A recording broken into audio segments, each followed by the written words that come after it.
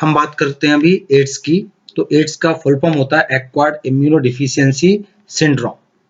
ठीक है, ये जो इम्यून सिस्टम की डिफिशियंसी है ये हमें जन्म से ही प्रेजेंट नहीं है, कंजेनाइटल नहीं है, ये ड्यूरिंग लाइफ टाइम हम इसको एक्वायर करते हैं, अचीव करते हैं। ओके, और आगे देखो इसमें सिंड्रोम का मतलब होता है ग्रुप ऑफ सिम्टम्स। एड्स का जो पहला पेशेंट था वो यूएसए में 1981 में रिपोर्ट किया गया था और पिछले 25 सालों में ये ऑल ओवर वर्ल्ड फैला है। लगभग 25 मिलियन से ज्यादा लोगों की इसने जान ली है। एड्स जिस वायरस से होता है उसका नाम होता है HIV वायरस, मतलब ह्यूमन इम्यूनोडिफिशियंसी वायरस। ये रेट्रोवायरस कैटेगरी का वायरस होता है। ओके, इसमें एक इन्वेलप होता है और उसके अंदर इसका जो जेनेटिक मटेरियल है वो RNA होता है, जिसको यहाँ पे लिखा है RNA genome. Transmission of HIV ये कैसे होता है? तो पहला इसमें आता है सेक्सुअल कॉन्टैक्ट, दूसरा आता है ब्लड ट्रांसफ्यूजन, तीसरा आता है शेयरिंग ऑफ इन्फेक्टेड नीडल्स और चौथा इसमें आता है इन्फेक्टेड मदर से चाइल्ड में। और जो हाई रिस्क है कि एड्स या HIV पॉजिटिव किस में ज्यादा हो सकता है, चांसेस किस में ज्यादा है, यानी हाई रिस्क किस में है, तो उसके बारे में हम बात करते हैं। किस में हो सकता है ये? मल्टीपल सेक्सुअल पार्टनर्स, और जो ड्रग एडिक्ट हैं वो इंट्रावीनसली नीडल्स या सिरिंज को इस्तेमाल करते हैं, उनको भी होने के चांसेस हैं। रिपीटेड ब्लड ट्रांसफ्यूजन, और जो HIV इन्फेक्टेड मदर है उससे बच्चे होने के ज्यादा चांसेस रहते हैं। तो ये हाई रिस्क वाले पॉइंट हो गए अपने। ठीक, अब जो HIV या एड्स है ये मात्र टच करने से या फिजिकल कांटेक्ट से नहीं फैलता है, ये बॉडी फ्लूइड्स के थ्रू ट्रांसमिट होता है, उससे फैलता है ये। ठीक है, तो ये जरूरी हो जाता है कि जो भी HIV पॉजिटिव पेशेंट हैं वो फिजिकली और साइकोलॉजिकली फिट रहें। ओके, तो उनको हमें सोसाइटी और फैमिली से आइसोलेटेड नहीं करना चाहिए, क्योंकि जब भी कोई HIV का इन्फेक्शन होगा, इन्फेक्शन से लेके एड्स के सिम्टम्स अपियर होने तक का जो समय अंतराल है, जो टाइम लैग है, वो काफी होता है और इसकी रेंज होती है फ्यू मंथ से लेके मैनी ईयर्स, जनरली होती है 5 to 10 ईयर्स। इसी को हम बोलते हैं इंक्यूबेशन पीरियड। ओके, अब आगे हम बात करते हैं जो इसका इन्फेक्शन वो कैसे फैलता है। तो यहाँ पे देखो आप, ये HIV वायरस है। ठीक है, तो जब भी ये एनिमल सेल के कांटेक्ट में आएगा तो अपना RNA कहां पे डाल देगा? एनिमल सेल में डाल देगा। ये हो जाएगा वायरल RNA या जीनोमिक RNA। अब ये जो जीनोमिक RNA है, मतलब वायरल RNA है, ये क्या करेगा? रिवर्स ट्रांसक्रिप्शन करेगा और क्या बना देगा? Viral DNA।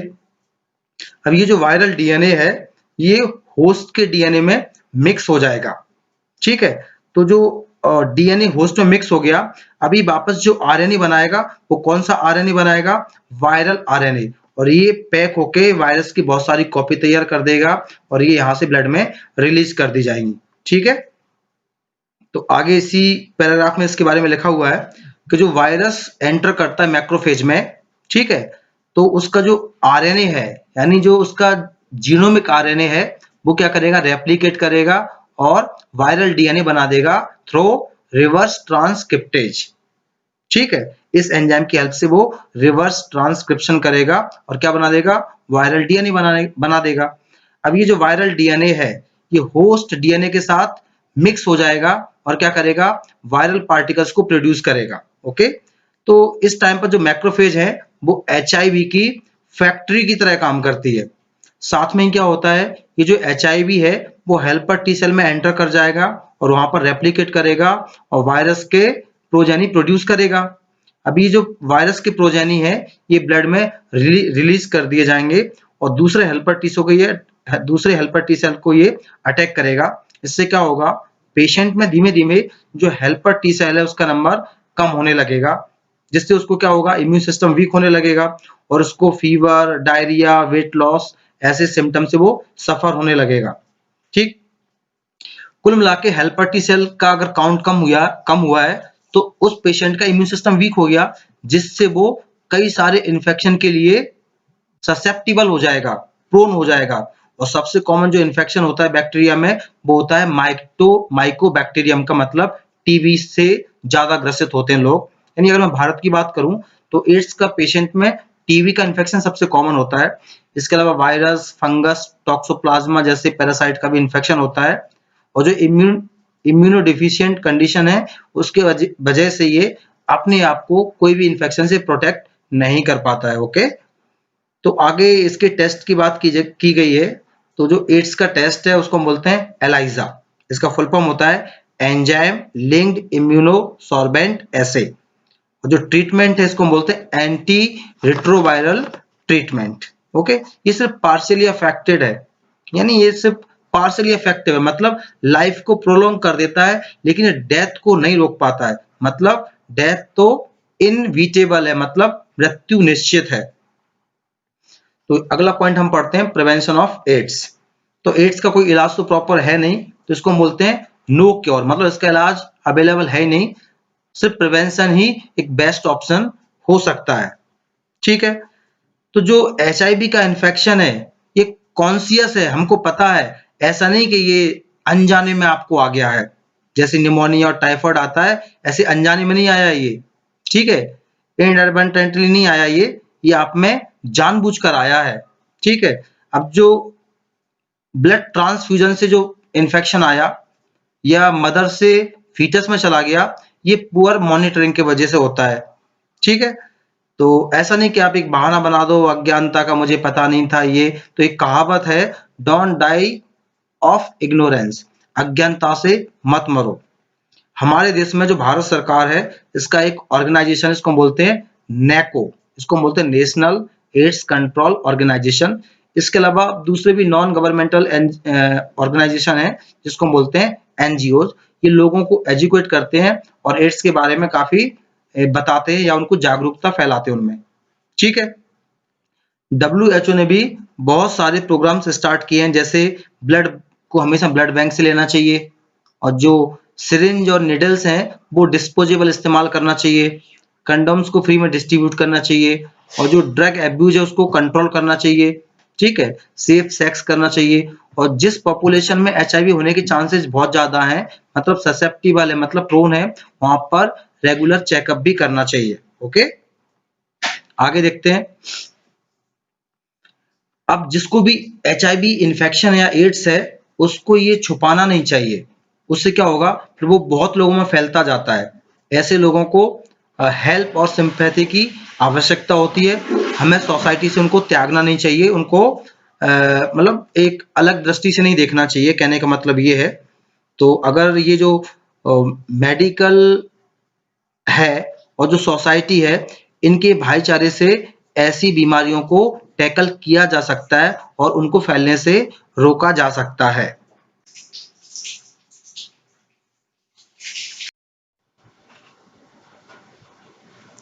अब हम बात करते हैं कैंसर की। तो ह्यूमन बीइंग्स के लिए कैंसर एक बहुत ही खूंखार और खतरनाक और जानलेवा बीमारी है, और धरती पर ये डेथ का एक मेजर कॉज है। अगर हम इंडिया की बात करें तो मोर देन 1 मिलियन इंडियंस इस बीमारी से सफर्ड है, और हर साल इससे कई लोग अपनी जान गंवाते हैं। तो जो मैकेनिज्म है डेवलपमेंट ऑफ कैंसर या ऑन्कोजेनिक ट्रांसफॉर्मेशन ऑफ सेल्स, इसका ट्रीटमेंट और कंट्रोल, ये मेडिसिन और बायोलॉजी में एक गहन रिसर्च का विषय रहा है, या इसके ऊपर एक गहन रिसर्च किया गया है। हमारी बॉडी के जो नॉर्मल सेल्स होते हैं वो क्या करते हैं, जो ग्रोथ और डिफरेंशिएशन है वो कंट्रोल्ड और रेगुलेटेड मैनर में करते हैं, लेकिन कैंसर सेल्स इस चीज को फॉलो नहीं करता है। जो नॉर्मल सेल्स हैं वो एक प्रॉपर्टी को शो करते हैं, इसको हम बोलते हैं कॉन्टैक्ट इनहिबिशन। इसकी वजह से क्या होता है, जब दो सेल्स का आपस में कॉन्टैक्ट होता है तो वो दूसरे सेल्स के अनकंट्रोल्ड ग्रोथ को रोकता है। बस कैंसर में ये जो प्रॉपर्टी है कॉन्टैक्ट इनहिबिशन, ये खत्म हो जाती है, इसका लॉस्ट हो जाता है। तो इससे क्या होता है, जो कैंसर सेल्स हैं वो लगातार डिवाइड होते रहते हैं और एक सेल्स का मास या गुच्छा बना देते हैं, जैसे हम बोलते हैं ट्यूमर्स। अब अगर हम ट्यूमर्स की बात करें तो ट्यूमर्स दो टाइप के होते हैं, पहला होता है बिनाइन ट्यूमर, दूसरा होता है मैलिग्नेंट ट्यूमर। जो बिनाइन ट्यूमर होता है ये अपने ओरिजिनल प्लेस पर ही लोकेटेड रहता है, वहां से स्प्रेड नहीं होता है, और ये बॉडी के लिए लिटिल डैमेज करता है। अगर हम मैलिग्नेंट ट्यूमर्स की बात करें तो ये प्रोलिफरेटिंग सेल्स का एक मास है, गुच्छा है, जिसको हम बोलते हैं न्यूप्लास्टिक या ट्यूमर सेल्स। ये सेल्स बहुत स्पीड से ग्रो करते हैं और जो सराउंडिंग टिश्यू हैं उनमें ये इन्वेड कर जाते हैं, मतलब धंस जाते हैं, उनको डैमेज करते हैं। ओके, अब जो कैंसर सेल्स हैं ये इतने एक्टिवली डिवाइड और ग्रो करते हैं कि इनके लिए न्यूट्रिएंट्स की आवश्यकता ज़्यादा होती है। तो जो नॉर्मल बॉडी के सेल्स होते हैं, कैंसर सेल्स उनके साथ कंपटीशन करते हैं और उनके हिस्से के जो वाइटल न्यूट्रिएंट्स हैं ये इस्तेमाल कर लेते हैं, जिससे जो बॉडी के नॉर्मल सेल्स हैं वो स्टार मतलब भूख से मरने लगते हैं और वो डैमेज होने लगते हैं, उनकी डेथ होने लगती है। ये जो कैंसर सेल्स हैं ये ट्यूमर से कट जाते हैं और वहां से ब्लड के थ्रू एक डिस्टेंट प्लेस पर पहुंच जाते हैं और वहां पर एक नया ट्यूमर फॉर्म कर देते हैं। इस प्रॉपर्टी को हम बोलते हैं मेटास्टेसिस और ये बहुत ही भयानक प्रॉपर्टी है मैलिग्नेंट ट्यूमर की। आगे हम बात करते हैं कॉज ऑफ कैंसर। तो कॉज ऑफ कैंसर में क्या होता है, जो आपके नॉर्मल बॉडी के सेल्स हैं इनका कैंसर सेल्स में जो ट्रांसफॉर्मेशन होता है या न्यूप्लास्टिक सेल्स में जो ट्रांसफॉर्मेशन होता है वो किस वजह से इंड्यूस होता है, फिजिकल, केमिकल और बायोलॉजिकल एजेंट से। इन एजेंट्स को हम बोलते हैं कार्सिनोजन। आयोनाइजिंग रेडिएशंस में जैसे एक्सरे, गामा रे और नॉन आयोनाइजिंग रेडिएशंस में यूवी रेज की अगर हम बात करें तो ये डीएनए को डैमेज करता है, जो हमें नियोप्लास्टिक ट्रांसफॉर्मेशन को इंड्यूस करता है, मतलब कैंसर को जनरेट करता है। अगर हम केमिकल कार्सिनोजन की बात करें जैसे टोबैको स्मोक, तो ये लंग कैंसर का एक मेजर कॉज है।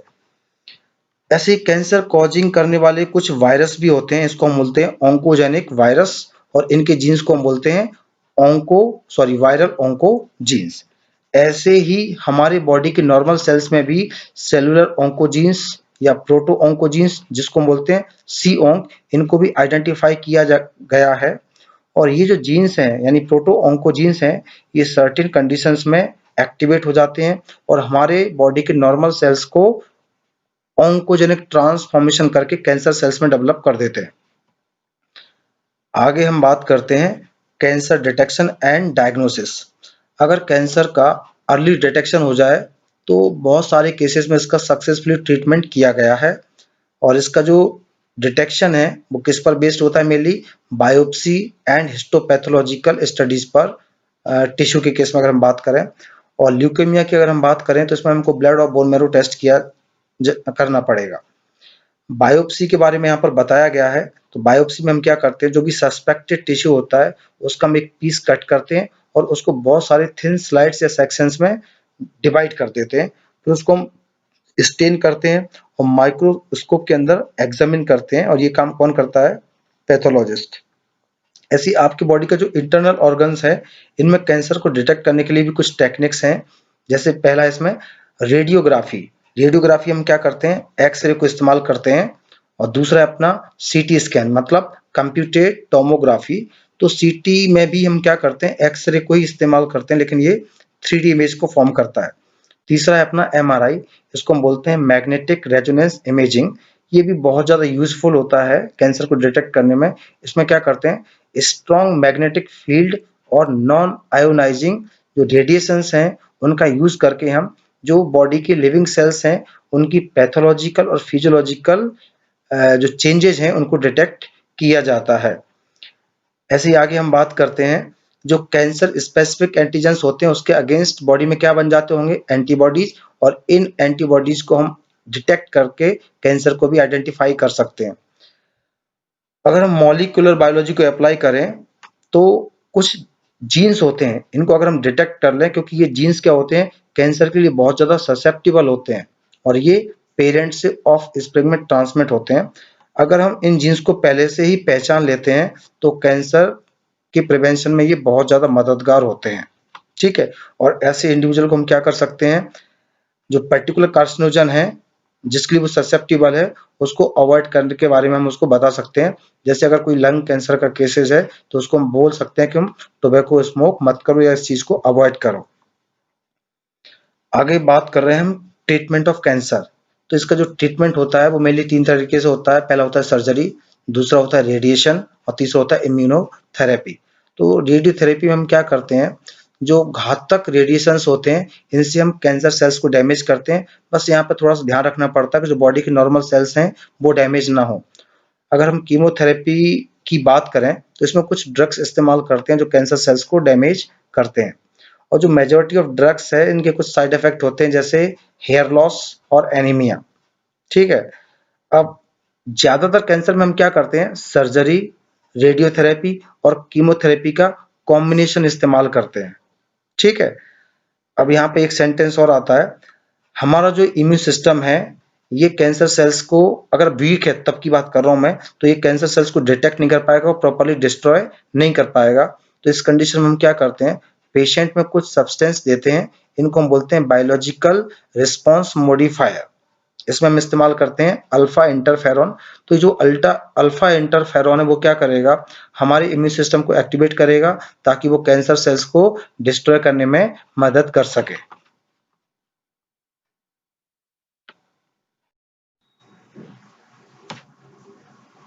अब हम बात करते हैं ड्रग्स एंड अल्कोहल एब्यूज।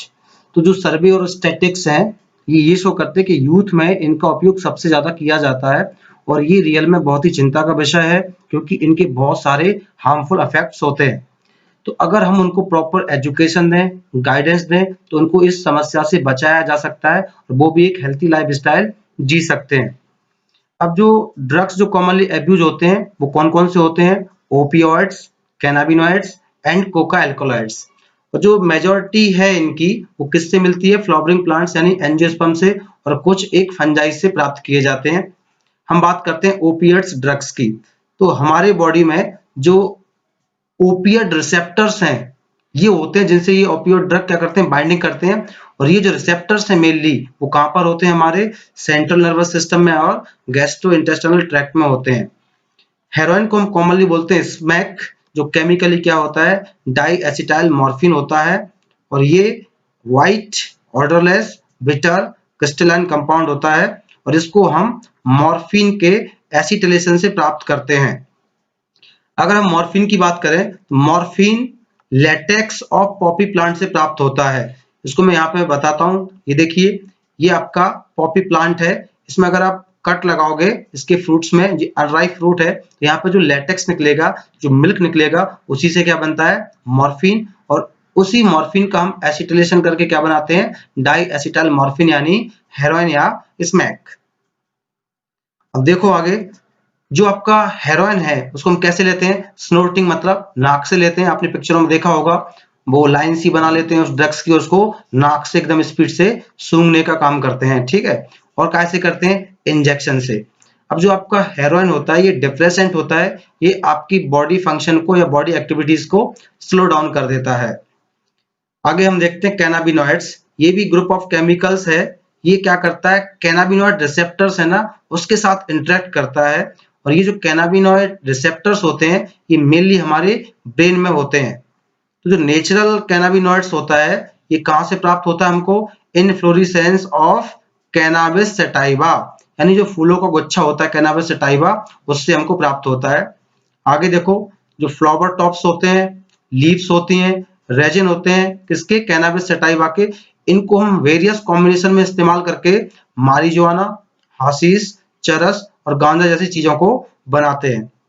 अब इनको लेते कैसे हैं, तो जनरली हम इसको इनहेलेशन से लेते हैं। जैसे आपने चरस गांजा को देखा होगा, उसको हम इनहेल करते हैं, स्मोक करते हैं।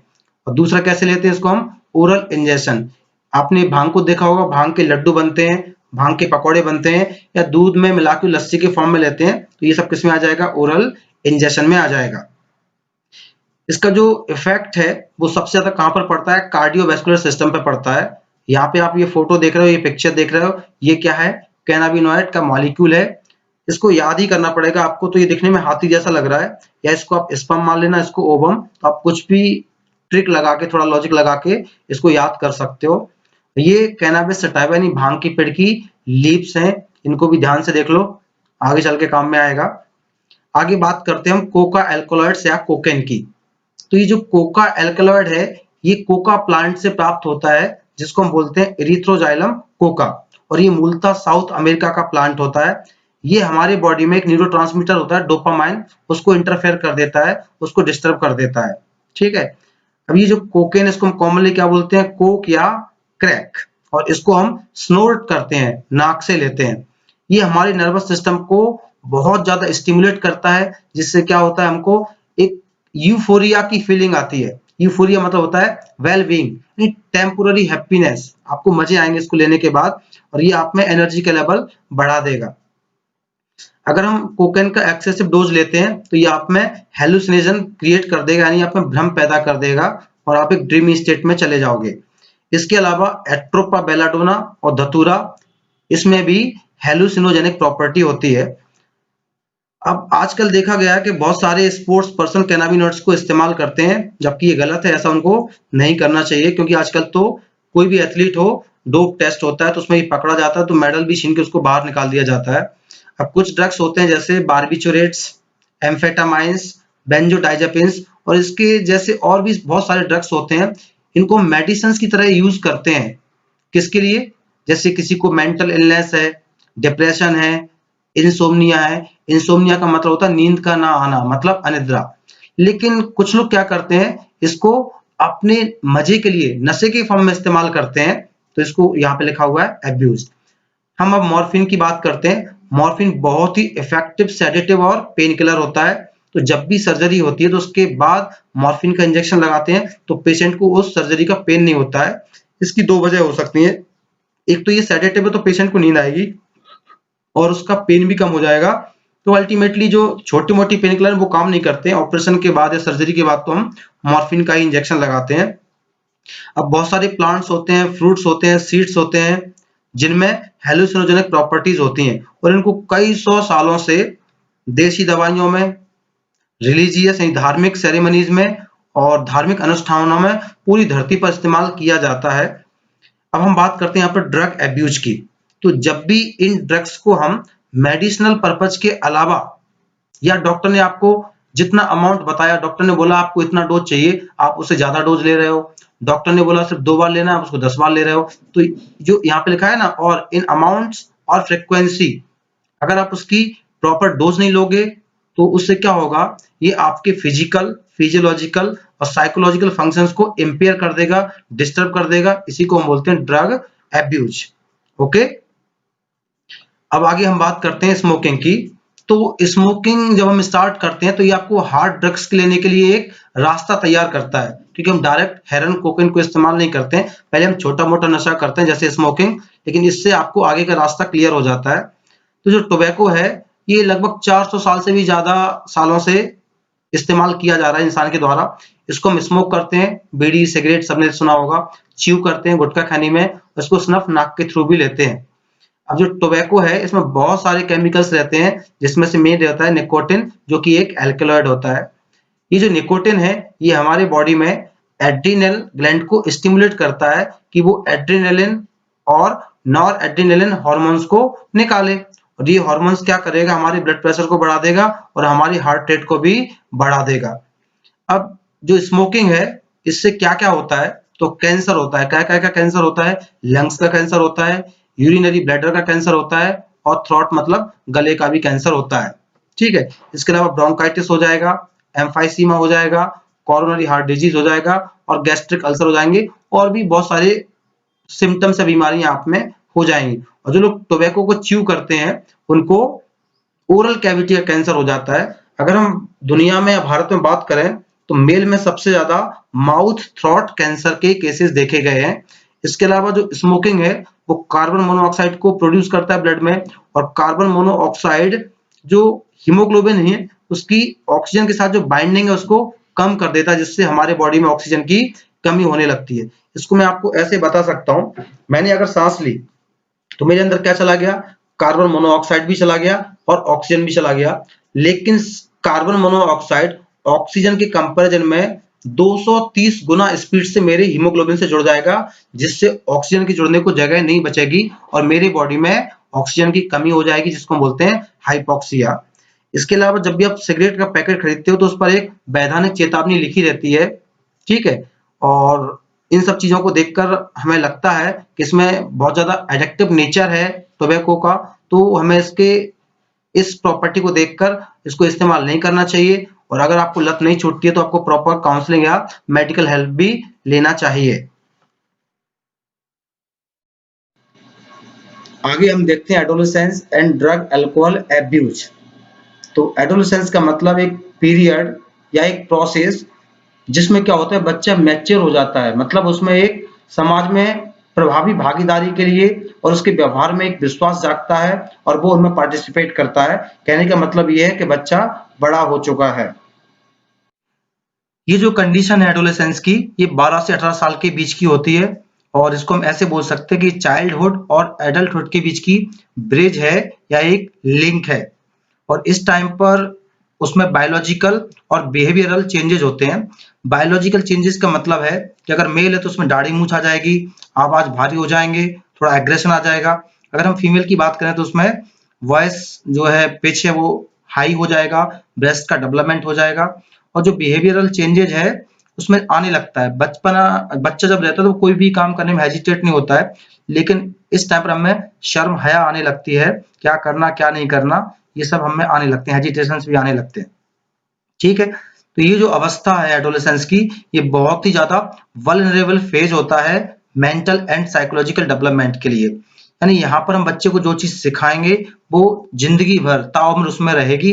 अगर यहाँ पर उसको अच्छी बातें सिखाई गई तो उसके दिमाग और साइकोलॉजी पे बेहतर असर पड़ेगा। अगर उसको हमने गलत चीजें सिखाई तो उसकी मेंटेलिटी या साइकोलॉजी पर फिर वैसा असर जाएगा। कुल मिला के ये एज सुधरने और बिगड़ने की है। ठीक है, इसलिए पेरेंट्स को भी इस एज के बच्चों पे ध्यान रखना चाहिए। हालांकि बच्चे बहुत चालाक होते हैं, उनको जो करना होता है वो कर ही लेते हैं, पेरेंट्स से 2 कदम आगे चलते हैं वो। अभी ये इसके बारे में बात करते हैं, ऐसा क्यों करते हैं, मतलब इसके रीजन क्या है, वजह क्या है इसकी। तो पहला है इसमें क्यूरियोसिटी, दूसरा है एडवेंचर, तीसरा है एक्साइटमेंट और चौथा है एक्सपेरिमेंटेशन। इनकी वजह से लोग ड्रग को एडिक्ट करने लगते हैं या एब्यूज करने लगते हैं, उनको ट्राई करने की कोशिश करते हैं। ठीक है, अब पहले तो ठीक है, आपने जो फर्स्ट यूज ऑफ ड्रग है वो तो आपने क्यूरियोसिटी और एक्सपेरिमेंटेशन के लिए किया, लेकिन बाद में आपको उसको बहुत फायदे होते हैं, आपको मजे आने लगते हैं, तो यहाँ पे लिखा है बेनिफिट्स। इसके अलावा आप प्रॉब्लम से बचने के लिए भी, या कोई स्ट्रेस है या एग्जाम का प्रेशर है, उन सब से बचने के लिए भी आप इन चीजों को इस्तेमाल करते हो। जैसे आपने देखा होगा, अगर पढ़ाई का टेंशन है या घर में कोई लड़ाई झगड़ा हुआ है, तो जो बच्चा सिगरेट नहीं भी पीता है वो अपने फ्रेंड से बोलता है, ला यार मुझे एक सुट्टा दे दे। या जो लोग ड्रिंक नहीं करते हैं वो भी बोलते हैं आज मेरा भी पैक बना दे। तो ये उनके लिए बहाना मिल जाता है। और एक यूथ की अवधारणा है कूल, कि मैं कूल दिखूं, हाथ में सिगरेट हो, बुलेट पर बैठ के पी रहा हूँ, एक गिलास है उसमें शराब भरा हुआ है। तो ये जो अवधारणा है आपकी, ये भी आपके लिए कहीं ना कहीं इसकी ओर धकेलती है। इसके अलावा टेलीविजन, मूवीज, न्यूज़पेपर, इंटरनेट, ये भी आपको इन चीजों को प्रमोट करते हैं और आप इनसे बहुत कुछ सीख सकते हैं। जैसे संजू मूवी, कबीर सिंह, आशिकी 2, देखो ना उसमें बहुत से लोग आशिक बनने की कोशिश करते हैं, वो बेवड़ा बनने की कोशिश करते हैं। और अच्छी चीजें कोई सीखना ही नहीं चाहता है, बुरी चीजें हम बहुत जल्दी कैच करने की कोशिश करते हैं। इसके अलावा आपका अनस्टेबल नेचर है, अनसपोर्टिव फैमिली स्ट्रक्चर है और आपके जो सगे संबंधियों का दबाव है, वो भी कहीं ना कहीं ड्रग एब्यूज के लिए आपको पुश करता है। ओके, आगे हम देखते हैं एडिक्शन एंड डिपेंडेंस। तो डिपेंडेंस क्या होता है, एडिक्शन क्या होता है। सोचो, आप ड्रिंक कर रहे हो, बार बार कर रहे हो और आपको उसके फायदे मिल रहे हैं, आपको मजे आ रहे हैं, नहीं अपने मजे के लिए बार बार रिपीटेडली या फ्रिक्वेंटली ड्रग्स को इस्तेमाल करना क्या कहलाता है, डिपेंडेंस या एडिक्शन। ठीक है, उस समय हमको ये रियलाइज नहीं होता है कि अंदर ही अंदर हमको उसकी लत लग गई है। ठीक है, तो जो एडिक्शन है ये साइकोलॉजिकल अटैचमेंट है सर्टेन इफेक्ट के लिए, जैसे यूफोरिया। कुछ लोग शराब पीने के बाद बहुत हैप्पी हो जाते हैं, उसके पहले उनको टेंशन रहता है। तो यूफोरिया क्या है, ये टेम्पोररी वेल बीइंग की फीलिंग है। तो लोग टेंशन में सिगरेट का छल्ला बना रहे हैं, पैक पी रहे हैं और वो अपने आप को ऐसा फील करते हैं कि अब हमें कोई समस्या ही नहीं है। तो ये जो सब चीजें जो आपको इसकी तरफ पुश करती हैं। ठीक है, तो आपको पता है कि सेल्फ डिस्ट्रक्टिव है, लेकिन आप में जो यूफोरिया है, जो आपको मजे आ रहे हैं, उसके लिए आप इस चीज को भी एक्सेप्ट कर लेते हो कि आपकी जान को खतरा भी है, आपको आगे चल के बीमारियां भी होंगी, तो भी आप उस चीज को एक्सेप्ट कर रहे हो। ठीक है, जब आप किसी ड्रग्स को, टोबैको को, अल्कोहल को बार बार रिपीटेडली यूज करोगे तो आपके बॉडी में जो टॉलरेंस लेवल ऑफ रिसेप्टर्स है वो धीमे धीमे क्या होता जाएगा, बढ़ता जाएगा। तो फिर बाद में आपके जो रिसेप्टर्स हैं वो लो डोज को रिस्पॉन्ड नहीं करेंगे, वो सिर्फ हायर डोज को रिस्पॉन्ड करेंगे। जैसे पहले आपका एक सुट्टे में, एक पैक में काम चलता था, फिर आपको एक पूरी सिगरेट लेना पड़ेगी और खुद का क्वार्टर खरीदना पड़ेगा। ठीक है, अब आपको एक पैक से कुछ होने वाला नहीं है। जिससे होगा क्या, आप बहुत ज्यादा इनटेक करोगे, आप में बहुत ज्यादा एडिक्शन हो जाएगा, मतलब आप बहुत बड़े बेवड़े बन जाओगे। ठीक है, तो दिमाग में एक बात क्लियर रखना चाहिए कि जो आप में रहता है ना, even once can be a forerunner to addiction.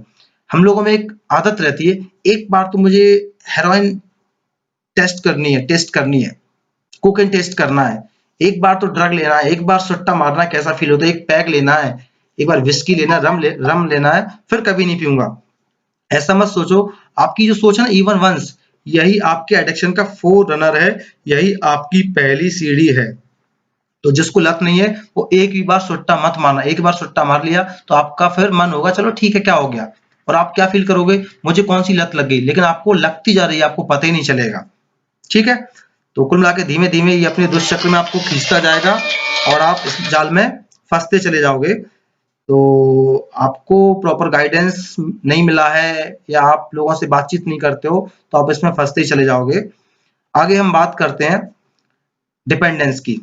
Dependence क्या होता है, अगर हम किसी चीज को रेगुलर कंज्यूम करते हैं, अगर उसको हम अचानक डिसकंटिन्यूट कर दें तो हमें अनप्लीजेंट विड्रॉल सिम्टम्स या सिंड्रोम हो जाएगा, जिसके सिम्टम्स कैसे होंगे आप में, एंग्जाइटी, शेकीनेस, नौसिया मतलब घबराहट, स्वेटिंग। और जैसे ही आप उस ड्रग को, अल्कोहल को, टोबैको को यूज कर लोगे तो आपको रिलीफ फील हो जाएगा, आप फिर से नॉर्मल हो जाओगे। इसका एग्जांपल मैं कबीर सिंह से दे सकता हूँ। जब वो बेहोश पड़ा था तो उसके दोस्त ने कहा क्या करें, उसको बयान देने जाना था, तो उसको उसने ड्रग दिया और ड्रग को उसको सुंघाया तो तुरंत होश में आ गया। बस यही वाला केस था वो। ठीक है, और कभी कभी ये जो विड्रॉल सिम्टम्स होते हैं ये बहुत ही सीवियर और लाइफ थ्रेटनिंग भी हो सकते हैं। ठीक है, तो ये जो लोग इस्तेमाल करते हैं वो सोशल नॉर्म्स को भी इग्नोर कर देते हैं, उनके पास सफिशिएंट फंड्स नहीं होते हैं, अपनी आवश्यकताएं पूरी नहीं कर सकते हैं, और वो सोसाइटी में जो सामाजिक समस्याओं में एडजस्ट भी नहीं कर पाते हैं। तो कुल मिला के ये है कि इन चीजों को हमें नहीं करना चाहिए, ये लाइफ में बुरा ही करती है।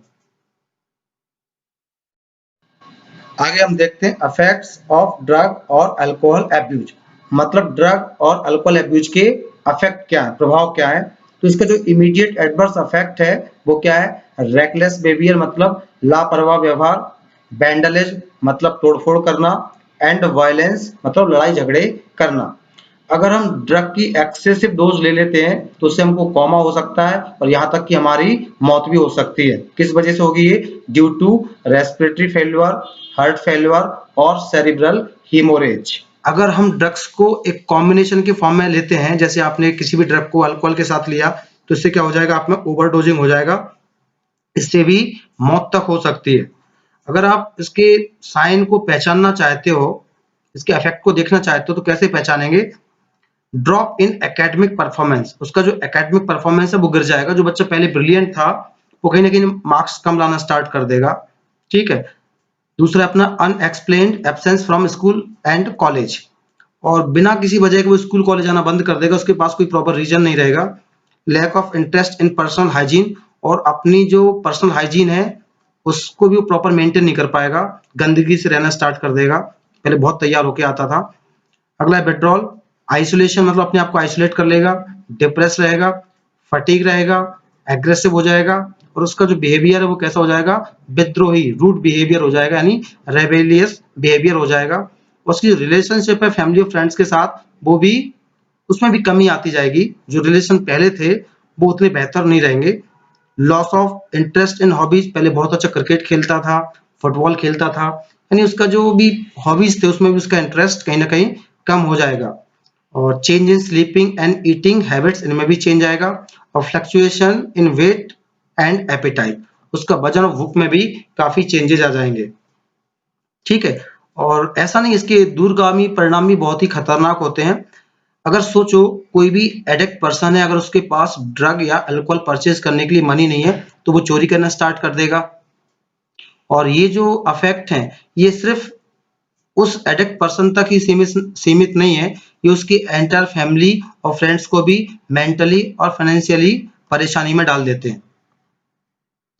आगे देखते हैं हम, जो लोग ड्रग को इंट्रावीनसली लेते हैं, मतलब नीडल्स का इस्तेमाल करते हैं बार बार, मैंने भी उसी नीडल से ड्रग लिया, आपने भी लिया, तो इससे कहीं ना कहीं जो ब्लड बॉर्न डिजीज है, इन्फेक्टेड ब्लड से फैलने वाली बीमारियां जैसे एड्स एंड हेपेटाइटिस भी, इनके फैलने के चांसेस बढ़ जाते हैं और अल्टीमेटली कैसे होती है, फैटल होती हैं, जानलेवा होती हैं।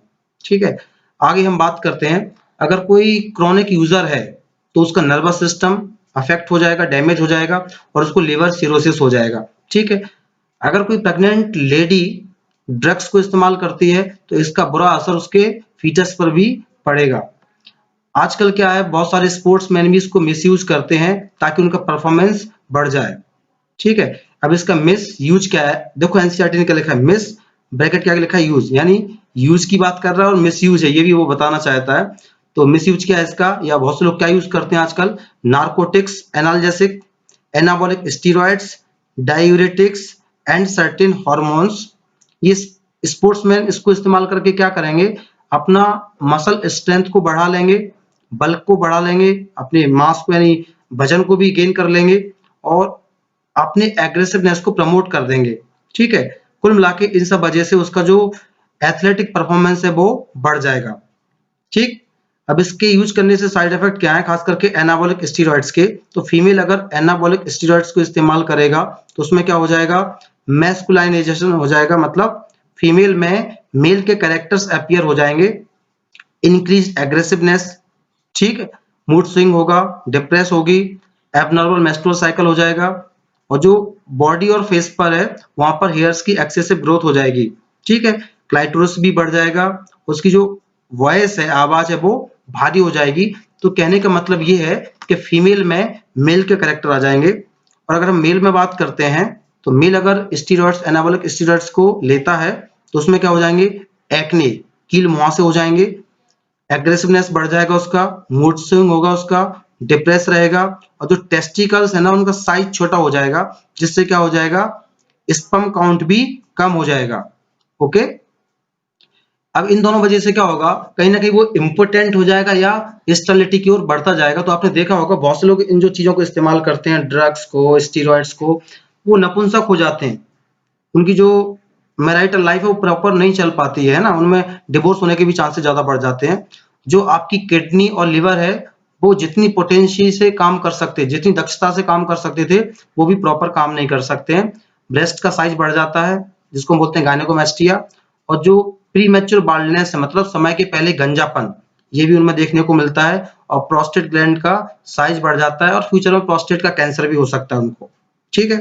अब आपकी जो बोन में जो ग्रोथ सेंटर है उनका प्री मैच्योर क्लोजर हो जाता है, नहीं वो स्टॉप हो जाते हैं, जिससे आपकी जो ग्रोथ है वो स्टॉप हो जाती है, आप नाटे या बौने हो जाते हो। आगे हम बात करते हैं प्रिवेंशन एंड कंट्रोल।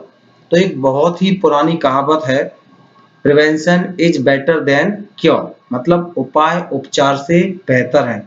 अगर किसी को बीमारी होती है तो हम ऐसा करें कि उसको बीमारी हो ही नहीं, और आज ये कहावत बिल्कुल सच साबित होती हुई दिख रही है। आजकल के जो युवा हैं इनमें स्मोकिंग, ड्रग, अल्कोहल, तरह तरह के नशे करना एक बहुत ही कॉमन चीज हो गई है। तो हमको सिचुएशन को आइडेंटिफाई करना अच्छे तरीके से, जो युवाओं को इन ड्रग अल्कोहल अब्यूज की तरफ पुश कर रही, धकेल रही है, जिससे क्या होगा, हम टाइम पर उपचारात्मक मेजर्स ले सकेंगे और उनको इन चीजों में जाने से रोका जा सकता है। फिर पेरेंटिंग की भी बात की जाती है। अगर हम उसका जो परवरिश है वो बहुत अच्छे से करते हैं, उनको बचपन से डिसिप्लिन सिखाते हैं, तो ऐसे बच्चों के बिगड़ने के भी चांसेस कम रहते हैं। ओके। अब आगे कुछ पॉइंट्स दिए उनको हम एक एक करके पढ़ते हैं। पहला है अपना अवॉइड अनड्यू पीयर प्रेशर। हर एक बच्चे की अपनी खुद की चॉइस होती है, उसकी एक अपनी पर्सनालिटी होती है और हम क्या करते हैं उस पर उसकी इच्छा के विरुद्ध अपनी चीजों को या अपने थॉट्स को थोप देते हैं, जिससे उसमें उसका परफॉर्मेंस प्रॉपर नहीं हो पाता है। तो हमें ऐसा नहीं करना चाहिए, जिसकी जो इच्छा है उसे वो करने का फ्रीडम देना चाहिए। अगर किसी को डॉक्टर बनना है तो उसको डॉक्टर बनने दो, आप उसको बीई करने का प्रेशर मत डालो। ठीक। दूसरा पॉइंट है अपना एजुकेशन एंड काउंसलिंग। ठीक। हमें क्या करना है, उसकी काउंसलिंग करना है और उसको स्ट्रेस और प्रॉब्लम को फेस कैसे करना है ये सिखाना है। इसके साथ साथ जो डिसअपॉइंटमेंट्स हैं, फेलियर्स हैं, इनको एक्सेप्ट करना सिखाना है, क्योंकि ये भी एक लाइफ का पार्ट है। सभी को सफलता नहीं मिलती है, सभी लाइफ में फेल होते हैं, लेकिन फेल होने के बाद भी वो फिर से उठ खड़े होते हैं। ये सब उनको बताना चाहिए ताकि उसके लिए सब कुछ कॉमन हो जाए और वो टेंशन में ना रहे। नेक्स्ट पॉइंट देखते हैं हम, seeking help from parents and peers. हमें अपने पेरेंट्स और जो अपने सगे संबंधी हैं उनसे इमीडिएट हेल्प मांगनी चाहिए और एक प्रॉपरली गाइडेंस लेना चाहिए। हमारे जो क्लोज और ट्रस्टेड फ्रेंड्स हैं उनके साथ भी हमें डिस्कस करना चाहिए। इससे क्या होता है, जो भी बंदा एंग्जाइटी में है, गिल्ट है, उसको उस चीज से बाहर निकाला जा सकता है। ठीक है, तो अगला पॉइंट हम देखते हैं, लुकिंग फॉर डेंजर साइंस। अब ये जो डेंजर साइंस है हमने पहले भी बात कर ली कि वो क्या क्या करता है, स्कूल कॉलेज नहीं आता है, डिप्रेस रहता है, हॉबीज में इंटरेस्ट नहीं है। तो पेरेंट्स और टीचर्स को इन साइन को ध्यान में रखना चाहिए। अगर कोई उन्हें ऐसी चीज दिखती है जो उसमें अनकॉमन है तो हमें उससे बातचीत करना चाहिए।